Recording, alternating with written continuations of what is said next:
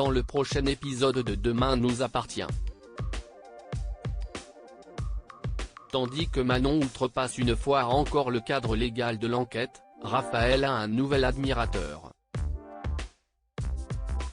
En parallèle, Lisa surprend Swastik et Aaron alors que celui-ci était censé travailler. Attention, les paragraphes qui suivent contiennent des spoilers sur l'épisode de Demain nous appartient diffusé demain soir sur TF1. Si vous ne voulez rien savoir, ne lisez pas ce qui suit. Jeudi 24 août dans Demain nous appartient. Manon trouve des traces d'arsenic au domaine viticole de Brunet. Diego a été hospitalisé après son malaise. Il était sévèrement déshydraté, mais l'adolescent se sent déjà mieux. Vu ses symptômes, et notamment les maux de ventre qu'il a ressentis au cours de la journée, William pense possiblement à une gastro, mais il préfère garder Diego pour lui faire passer d'autres examens car il ne peut pas totalement écarter la piste d'une intoxication. Alex fait le rapprochement avec ce qui est arrivé à Bruno Paoletti, mais William ne pense pas que les deux cas soient liés. Après tout, Diego et Bruno ne fréquentent pas les mêmes lieux et ne travaillent pas au même endroit. Pourtant, plus tard, William confie à Manon qu'il commence à soupçonner qu'une bactérie, un polluant chimique, un virus ou une contamination du circuit alimentaire soit à l'origine de ce qui est arrivé à Bruno et Diego. Si cela se confirme, William craint de voir débarquer de nombreux autres patients souffrant des mêmes symptômes. Interpellée par les confidences de son père, Manon se replonge ensuite dans les dépositions de Luc Messas. Elle découvre que Florence, la gérante du domaine viticole, avait des symptômes similaires à ceux de Paoletti et de Diego avant de mourir.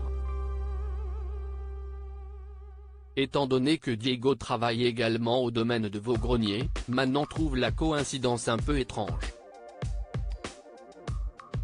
Nordine fait remarquer à sa petite amie que Paoletti n'a jamais travaillé là-bas, mais Manon a remarqué que le chantier sur lequel travaillait Paoletti se trouvait tout près du domaine viticole.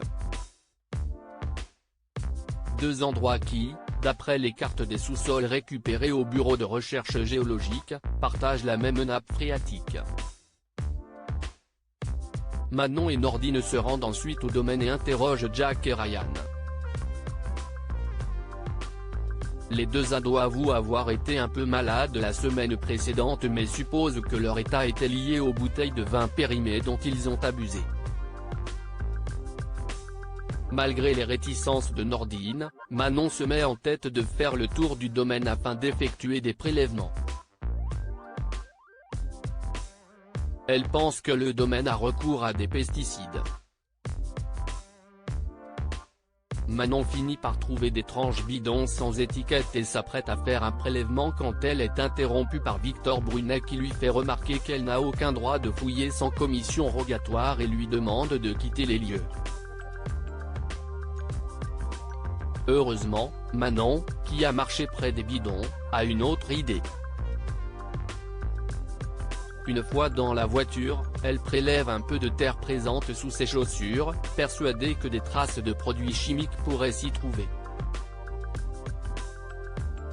De retour au commissariat, Manon demande à Damien de faire des analyses sur la terre qu'elle vient de prélever au domaine viticole. Damien est d'abord réfractaire, il rappelle à Manon que tout ceci est hors procédure. Mais en apprenant que plusieurs personnes ont peut-être été intoxiquées, le technicien de la police scientifique accepte d'effectuer les analyses demandées. Damien ne met pas longtemps avant de découvrir que le prélèvement contient une très forte concentration en arsenic. Selon Damien, une intoxication à l'arsenic expliquerait tous les symptômes décrits par Manon. La jeune femme pense donc que Brunet est responsable de la mort de Florence Messas. Gilles tombe sous le charme de Raphaël. Gilles passe prendre un café au Spoon et tombe sur Chloé et Raphaël. En faisant la connaissance de la meilleure amie de sa nièce, Gilles est comme hypnotisé.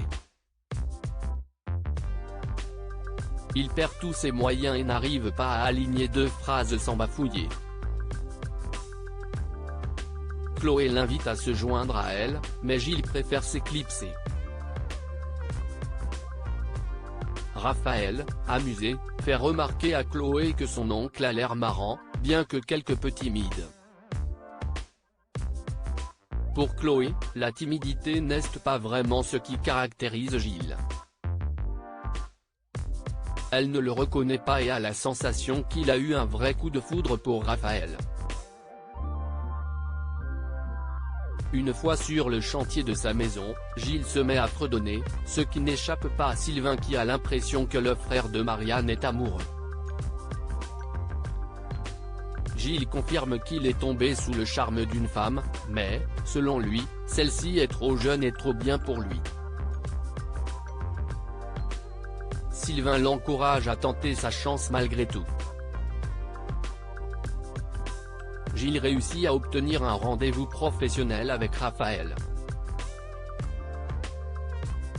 Il se rend à son cabinet, lui offre un bouquet de roses, et prétend avoir besoin de son aide pour faire installer une véranda sur son terrain. L'avocate souligne que le droit de l'urbanisme n'est pas sa spécialité. De plus, Raphaël n'est pas dupe, elle sait bien que Gilles n'est pas vraiment là pour ses compétences d'avocate. Percé à jour, Gilles admet avoir un faible pour elle et l'invite à boire un verre. Raphaël lui annonce qu'elle a déjà quelqu'un dans sa vie. Gilles lui demande si son compagnon a conscience de la chance qu'il a. Raphaël pense que si est le cas. Gilles se résigne à partir et à ne pas persévérer, mais il retrouve ensuite Judith et continue à être en boucle sur Raphaël et Martin. Il a bien du mal à se sortir son crush de la tête, ce qui ne manque pas d'amuser Judith. Lisa soupçonne Aaron de lui mentir après avoir passé la nuit chez Lisa, Aaron file à l'hôpital. Il pense être en retard pour son opération de 11 h et s'étonne de voir que le docteur Dumas n'est pas encore en train de se préparer pour l'intervention. Renaud lui fait alors remarquer que l'opération est en réalité prévue le lendemain et qu'il est venu travailler sur son jour de congé. Amusé, Swasik se moque d'Aaron et lui lance que l'amour lui fait perdre la tête, avant de l'inviter à aller déjeuner. Elle veut tout savoir de sa relation naissante avec Lisa. Alors qu'elle se promène avec Victoire, Lisa est surprise d'apercevoir Aaron en terrasse en compagnie de Swasik alors qu'il était censé travailler. Le soupçonnant de lui avoir menti sur son emploi du temps, Lisa, qui ne supporte pas qu'on se moque d'elle, décide d'appeler Aaron pour voir s'il va répondre. Swasik conseille à Aaron de ne pas répondre et de se faire désirer. Le docteur Leclerc décide de suivre les conseils de sa collègue, ce qui ne plaît pas à Lisa qui, excédée, débarque et confronte Aaron. Amusé, Aaron l'embrasse fougueusement et la prend dans ses bras.